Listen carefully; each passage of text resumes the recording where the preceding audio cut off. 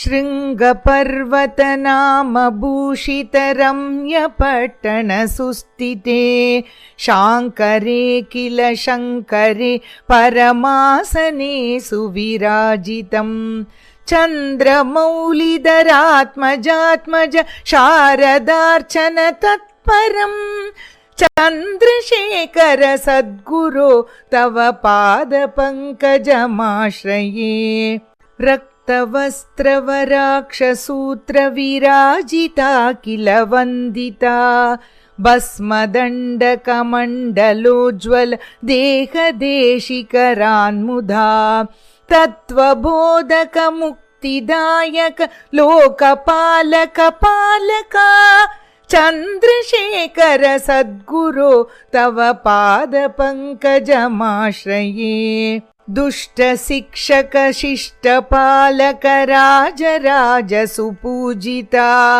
वेददर्शित मार्गदर्शिक शृङ्गशैल विराजिता बुद्धिवर्धक सिद्धिदायक मन्दहास मुकाम्बुजा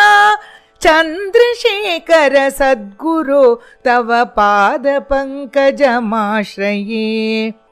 घोरसंस्कृति सागरोर्मि विलुण्ठनार्तिमतां नृणां त्वामिना भुवि पाविनां वडरक्षशोष्टिक ईदृशः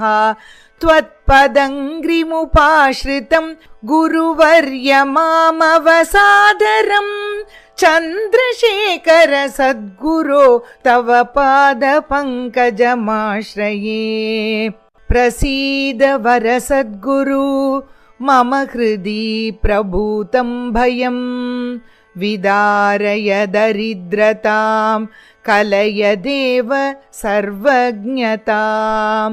प्रदेहि करुणानिधे चरणयुग्म पद्माश्रयम् निवारय जरामृतिं सदुपदेश दिव्यामृतैः।